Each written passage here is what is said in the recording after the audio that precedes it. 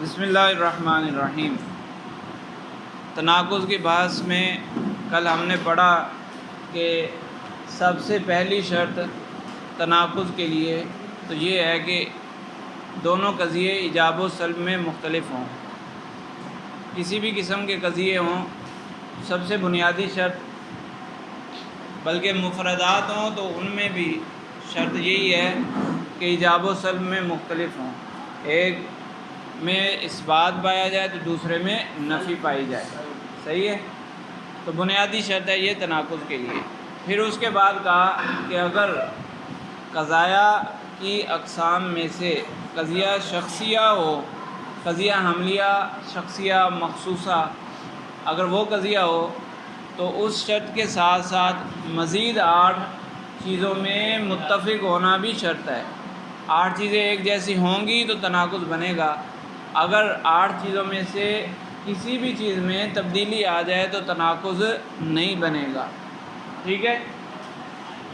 کسی چیز میں فرق آ جائے تو تناقض نہیں بنے گا۔ اس 8 چیزوں میں سے 3 ہم نے کل پڑھی تھی کہ موضوع دونوں کا ایک ہونا چاہیے، معمول دونوں کا ایک ہونا چاہیے، اور مکان دونوں کا ایک ہونا چاہیے۔ اس کے بعد وحدت شرط، شرط دونوں میں ایک ہونی چاہیے۔ 2 جملے آگے زید متحرک الاعصاب اور زید لیس بمتحرک الاعصاب، زید متحرک الاعصاب اور زید لیس بمتحرک الاعصاب، پہلی شرط تو ہے نا، اس میں ایک موجبہ ایک سالبہ ہے، لیکن اس میں اضافہ یوں کیا جائے کہ زید متحرک الاعصاب بشرط کونہ کاتبا، بشرط کونہ کاتبا، اور زید لیس بمتحرک الاعصاب بشرط کونہ غیر کاتب۔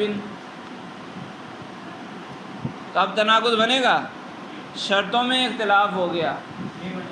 بشرط کونہ کاتبا، کاتب ہونے کی شرط پر یہ متحرک الاعصاب ہے، اور بشرط کونی غیر کاتب، کاتب نہ ہونے کی شرط پر یہ متحرک الاعصاب نہیں ہے۔ تو دونوں بیک وقت سچے بھی ہو سکتے ہیں، دونوں بیک وقت جھوٹے بھی ہو سکتے ہیں، تو تناقض تو نہ بنا۔ تناقض تو یہ تھا کہ ایک قضیہ سچا ہو تو دوسرا خود بخود جھوٹا ہو جائے، ایک جھوٹا ہو تو دوسرا خود بخود سچا ہو جائے۔ تو دونوں میں شرط بھی برابر ہونی چاہیے۔ پھر وہ برابر شرط کیسے ہوگی؟ زید متحرک الاعصاب بشرط کونہ کاتبا اور زید لیس بمتحرک الاعصاب بشرط کونہ کاتبا۔ اگر کاتبا دونوں جگہ لگائیں گے تو پھر تناقض پیدا ہوگا۔ سمجھ آئی؟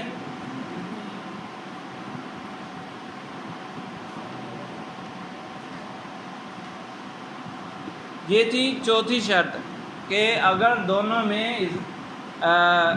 شرط پائی جائے تو دونوں میں شرط ایک جیسی ہونی چاہیے۔ اور 5ویں شرط یہ ہے، 5ویں وحدت یہ ہے کہ اگر ان میں کوئی اضافت پائی جاتی ہے تو وہ اضافت بھی ایک جیسی ہونی چاہیے۔ اضافت اگر پائی جاتی ہے تو اضافت بھی ایک جیسی ہونی چاہیے۔ مثال کے طور پر زید ابن اور زید لیس بابن، زید ابن اور زید لیس بابن، ایجاب و سلب میں اختلاف ہو گیا، تناقض لگ رہا ہے، لیکن تفصیل پوچھی گئی تو جواب ملا زید ابن لاویس، زید ابن لاویس اور زید لیس ابن لخالد۔ سمجھ آئی؟ اضافت بدل گئی، ابن لاویس اور ابن لخالد، فرق ہو گیا نا، کہ زید اویس کا بیٹا ہے، زید خالد کا بیٹا نہیں ہے، تو دونوں سچے ہو سکتے ہیں؟ دونوں بیک وقت سچے ہو سکتے ہیں، دونوں بیک وقت جھوٹے ہو سکتے ہیں، جھوٹے بھی ہو سکتے ہیں، سچے بھی ہو سکتے ہیں۔ صحیح ہے؟ اور تناقض کب بنے گا؟ جب دونوں میں شرط ایک جیسی ہو. جی وہاں بشرطی کونہی کاتباً لگایا تھا، اور اضافت یہ ہے ایک کا دوسرے سے تعلق. ابن لے زید، ابن لے اویس، ابن لے خالد، یا ابن اویسن، یوں کر لو، لام نہ لگاؤ، اضافت سیدھی سیدھی اضافت بنا لو. اگر منہ اس طرح کرو گے تو پھر بن جائے گی، لیکن وہاں ابن موجود ہے نا پہلے ہی، ابن پہلے ہی موجود ہے. بشرط کونی ابنن کیسے بنے گا پھر؟ زیدن ابنن بشرط کونی ابنن بنانے کو تو بنا سکتے ہیں، لیکن فرق کیا ہے؟ زیدن ابن اویسن اور زیدن لیسا بابن الخالد. اب صحیح ہے، مضاف مضاف الیہ بن گیا. ابن اویسن مضاف مضاف الیہ ہے یا نہیں؟ اور ابن خالد یہ بھی مضاف مضاف الیہ ہے. تو اضافت اگر ایک جیسی ہوگی تو پھر تناقض بنے گا، اگر اضافت تبدیل ہو جائے تو پھر تناقض نہیں بنے گا. ھذا غلام زیدن، ھذا لیسا بغلامی بکرن، اضافت آ گئی.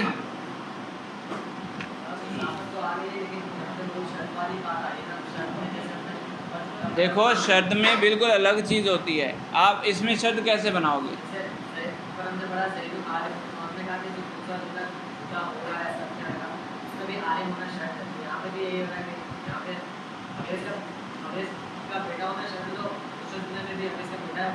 تو وہ تو کہا نا کہ وحدات ثمانیہ شرط ہیں، 8 چیزوں میں متفق ہونا شرط ہے، وہ تناقض کی شرط ہے. اور یہ جو شرط ہے یہ لفظوں میں شرط ہے، بشرطی کونہ ہی کاتبن، بشرطی کونہ ہی غیر کاتبن. وہ محمول کی شرط بن رہی ہے نا، متحرک الاصابع بشرطی کونہ ہی کاتبن، زید متحرک الاصابع بشرطی کونہ ہی کاتبن. یہ شرط کس کی بن رہی ہے؟ محمول کی شرط بن رہی ہے. اور یہ جو اوپر کہا تھا کہ 8 وحدات میں متفق ہونا، 8 وحدات پائی جائیں یعنی 8 چیزوں میں متفق ہونا شرط ہے، تو وہ شرط کس کی تھی؟ تناقض کی شرط تھی، تناقض کی شرط تھی، ایک قضیے کی بھی نہیں بلکہ تناقض کی، یعنی 2 قضیوں کے آپس میں ملانے کے لیے یہ شرط تھی. تمہاری بات حل ہوئی کہ نہیں ہوئی؟ ہیں شرط اور بھائی شرط کا مطلب یہ ہے زید متحرک الاصابع، متحرک الاصابع الگ چیز ہے. بشرط کون ہی کاتبن، اس شرط پر کہ وہ کاتب ہوگا، کاتب الگ چیز ہے، متحرک الاصابع الگ چیز ہے. اس میں مضاف مضاف الیہ بناؤ، متحرک الاصابع اور کاتب کو مضاف مضاف الیہ کر کے بیان کرو ذرا، اضافت بن سکتی ہے یہاں پہ؟ متحرک الاصابع اور کاتب، اس میں اضافت بن سکتی ہے؟ ارے بھائی تم نئی چیز لے آؤ، وہ جہاں پھنس رہا ہے اس کو تو پہلے حل کر لو. بن سکتی ہے، اور دوسرے میں بنائی تھی یا نہیں بنائی؟ زید ابن لاویس میں نے کہا، تو اب مضاف مضاف الیہ بنا دو، زید ابن اویس یا ابن الاویسی. صحیح ہے؟ فرق سمجھ آ گیا؟ کیا نہیں سمجھ آئے گا؟ ہیں آ گیا سمجھ؟ تو یوں سر کیوں ہلا رہے ہو؟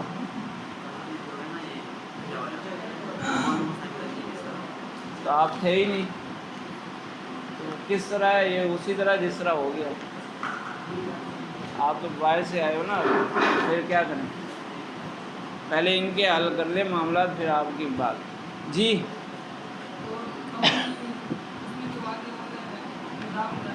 ارے بھائی محمول، قضیے کا جو محمول ہے اس کے ساتھ کوئی مضاف الیہ ملا ہو، محمول کا مضاف الیہ نا، یعنی مضاف مضاف الیہ مل کر محمول بن رہے ہیں. زید ابن، زید موضوع ہے، اور ابن الاویسی مضاف مضاف الیہ مل کر محمول بنیں گے. اور زید متحرک الاعصاب، زید وہ ہے موضوع ہے، متحرک الاعصاب معمول ہے، اور متحرک الاعصاب کا متعلق ہوگا بشرط کونہ کاتبا، یہ جار مجرور مل کر متحرک کا ہی متعلق ہوگا نا، تو یہاں اضافت نہیں ہے کہ بشرط کونہ کاتبا. صحیح ہے، آپ بعد میں کرنا. اچھا جز و کل کے اعتبار سے ایک جیسے ہونے چاہیے. اگر دو قضیے ہیں، اگر ان میں جز کل کی بات ہے تو جز کل کے اعتبار سے بھی ایک ہونے چاہیے. فرقان کھڑے ہو جاؤ، کھڑے ہو جاؤ. احمد کھڑے ہو جاؤ.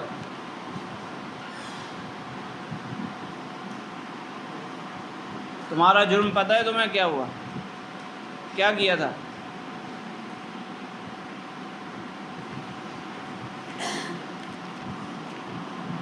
اس سے پوچھ لو، وہ اچھی طرح سمجھا دے گا تمہیں. اچھا جز و کل کے اعتبار سے ایک جیسے ہونے چاہیے. وہ کیا ہے؟ جیسے ایک جملہ ہے الجاموس اسود، کیا ہوا؟ جاموس کیا ہوتا ہے؟ ہاں، الجاموس اسود. اور الجاموس لیس باسودا، بھینس کالی ہے اور بھینس کالی نہیں ہے.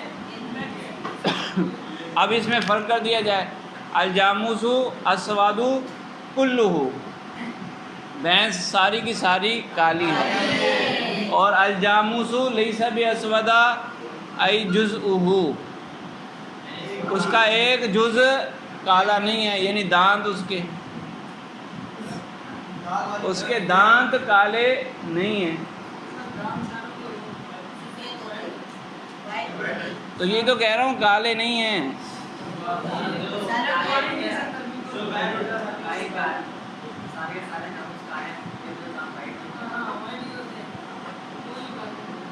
کیا مطلب؟ الجاموس اسود کلہ، بھینس ساری کی ساری، ایک بھینس کی بات ہو رہی ہے، وہ ایک بھینس ساری کی ساری کالی ہے، یعنی ظاہری اعتبار سے جو اوپر والا حصہ ہے اس کا سارے کا سارا وہ کالا ہے. تو میں نے کب منع کیا؟ دوسرا جملہ کہتا ہے الجاموس لیس باسودا بعضہ، اس کا کچھ حصہ کالا نہیں ہے، یعنی دانت کالے نہیں ہیں، کچھ حصے سے مراد کالا ہو. تو دونوں سچے ہو سکتے ہیں یا نہیں ہو سکتے بھیا؟ یعنی ظاہراً پوری کالی ہے لیکن دانت دیکھے جائے تو دانت کالے نہیں ہیں. دونوں سچے ہو گئے تو اب تناقض بن سکتا ہے؟ تناقض نہیں بنے گا. ای جزءہ، کیسے بنے گا تناقض؟ تو یہ تناقض ہو گیا. وہی کل والا مسئلہ تم نے رات کو حل کیا تھا یا نہیں کیا؟ رات کو تم نے دیکھا ہی نہیں، کسی سے سمجھنے کی کوشش کی؟ یہ تھا ہی نہیں. میں نے تمہیں کل خصوصی طور پر بولا بھی تھا کہ اس کو سمجھ لینا، صحیح کر لینا. اگر رات کو حل کر لیتے تو ابھی یہ اگلا سمجھ آ جاتا. اب اگلا تمہیں کیا سمجھ آئے گا بتاؤ؟ جب تمہیں تناقض ہی نہیں سمجھ آ رہا، بنیادی چیز ہی نہیں سمجھ آ رہی، تو آگے کیسے سمجھ آئے گا؟ تو اب دونوں سچے ہو سکتے ہیں بیک وقت، دونوں جھوٹے بھی ہو سکتے ہیں، تناقض نہیں بنے گا. تو تناقض بننے کے لیے ضروری ہے کہ دونوں جگہ کل جز کی اگر بات ہو تو دونوں جگہ وہ بھی ایک جیسی ہونی چاہیے. الجاموس اسود کلہ، الجاموس لیس باسودا کلہ. اگر یوں کریں گے تو پھر تناقض بنے گا. اس کے بعد قوت و فعل، زید کاتب اور زید لیس بکاتب، یا زید قائم اور زید لیس بقائم. اور ایک میں لگا دیا جائے زید کاتب بالقوت اور زید لیس بکاتب بالفعل، دونوں درست ہو جائیں گے. زید کاتب بالقوت اور زید لیس بکاتب بالفعل، دونوں سچے بھی ہو سکتے ہیں، دونوں جھوٹے بھی ہو سکتے ہیں، تو تناقض بنا؟ تناقض نہیں بنا۔ جب دونوں سچے ہو سکتے ہیں اور دونوں جھوٹے بھی ہو سکتے ہیں تو تناقض نہیں بنا۔ اب دونوں جگہ اگر بالقوہ بالفعل ایک جیسا لگے، یا تو یوں کہیں کہ زید کاتب بالقوتی اور زید لیس بکاتب بالقوتی تو تناقض بنے گا، یا یہ کہیں کہ زید کاتب بالفعل اور زید لیس بکاتب بالفعل تو تناقض بنے گا۔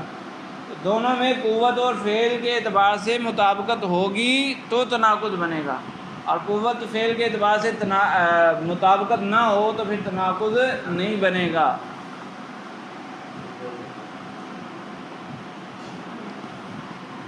7 چیزیں ہو گئیں، اور 8ویں چیز، 8ویں وہ چیز جس میں دونوں قضیوں کا متفق ہونا ضروری ہے، وہ ہے زمانہ۔ 7 ہو گئی، 8ویں ہے یہ۔ نہیں، ارے بھائی، موضوع، معمول، مکان 3 کل پڑھی تھی، شرط 4، اضافت 5، جز کل 6، قوت و فعل 7 اور زمان 8۔ 8ویں ہے زمانہ، دونوں کا زمانہ بھی ایک ہونا چاہیے۔ زید نائم اور زید لیس بنائم، اور وضاحت یوں کر دی جائے کہ زید نائم فی اللیل اور زید لیس بنائم فی النہار، تو تناقض رہے گا؟ دونوں سچے ہو سکتے ہیں کہ دن میں وہ جاگتا ہے اور رات کو سوتا ہے، تو صحیح ہے، صحیح ہو سکتا ہے یا نہیں ہو سکتا؟ اور کسی کے لیے یہ دونوں غلط بھی ہو سکتے ہیں، رات کو جاگتا ہو دن کو سوتا ہو، ایسا بھی ہو سکتا ہے۔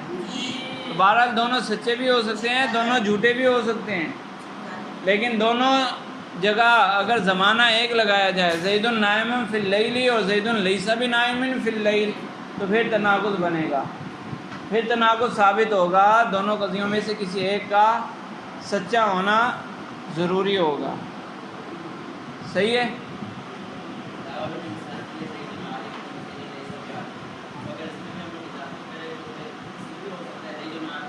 ہاں، ہر جگہ ہو سکتا ہے، ہاں، تو یہ تناقض نہیں بنے گا۔ مطلب یہ ہے کہ یہ 8 چیزیں جو آگے بتائی ہیں نا، یہ ہر وقت ہر قضیے میں پائی نہیں جائیں گی، لیکن اگر کہیں پائی جائے تو یہ ضروری ہے کہ ایک جیسی پائی جائے۔ مثال کے طور پر آپ کو کسی نے آ کر خبر دی، آپ کو کسی نے آ کر کوئی خبر دی، آپ کو کسی نے آ کر بتایا زید قائم، دوسرے نے آ کر بتایا زید لیس بقائم، آپ کہو گے یا تو جھوٹ بول رہا ہے یا تو جھوٹ بول رہا ہے، تو ایک بولے نہیں بھائی میں بھی سچ بول رہا ہوں، دوسرا بولے نہیں بھائی میں بھی سچ بول رہا ہوں، اوکے کیسے دونوں سچ ہو سکتا ہے؟ وہ بتائے، ایک بتائے جس نے کہا زید قائم، وہ بتائے میری مراد ہے زید قائم فی المسجد، اور دوسرا بتائے میری مراد یہ ہے زید لیس بقائم فی البیت یا علی السریر، تو دونوں سچے ہو گئے۔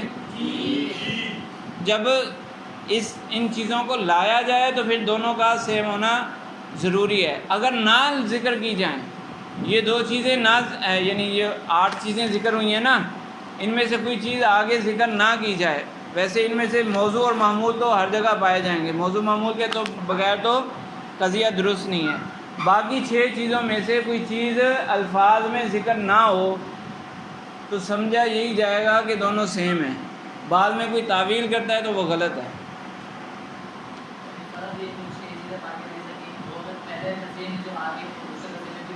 وہی ہونی چاہیے، اگر ایک میں آ گئی تو دوسرے میں بھی ویسی ہی ہونی چاہیے، اور اگر ایک میں نہیں آئی دوسرے میں بھی نہیں آئی تو ہم کیا سمجھیں گے؟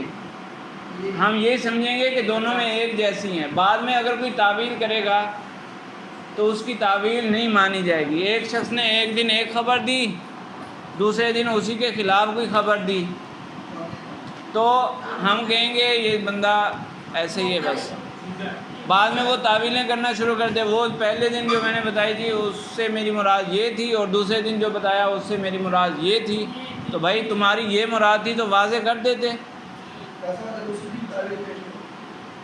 ارے مثال دے رہا ہوں، تو وہ چاہے 2 منٹ کے بعد پیش کرے تعویل، غلط ہے، غلط، اگر جو غلط ہے تو وہ غلط ہے، چاہے 1 منٹ کے بعد ہو، 2 منٹ کے بعد ہو، یا 2 سال کے بعد ہو، غلط تو غلط ہے نا۔ سمجھ آ گئی؟ تو یہ 8 چیزوں میں متفق ہونا بھی شرط ہے۔ سمجھ، اتنی بات ہو گئی۔ یہ قضیہ شخصیہ مخصوصہ کی بات ہو رہی تھی۔ اس کے بعد قضیہ کی اقسام میں سے ہم نے دوسرا پڑھا تھا محصورات۔ محصورات پڑھے تھے نا، محصورات اربع، قضیہ حملیہ کے محصورات اربع۔ اور میں نے کل بتایا بھی تھا کہ یہ جو احکام ہیں، قضیے کے احکام، ان میں زیادہ اعتبار محصورات اربع کا ہوتا ہے۔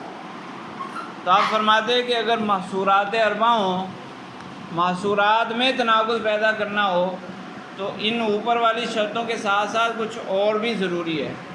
وہ کیا ضروری ہے؟ وہ یہ ضروری ہے کہ کلیت جزئیت میں، کمیت میں اختلاف ہو۔ اگر ایک قضیہ کلیہ ہے تو دوسرا قضیہ جزیہ ہو، ایک جزیہ ہے تو دوسرا کلیہ ہو۔ اگر دونوں ایک جیسے ہوں تو تناقض نہیں بنے گا، دونوں جزئی ہوں یا دونوں کلی ہوں تو تناقض۔ کلو انسان حیوان، کلو انسان حیوان، اور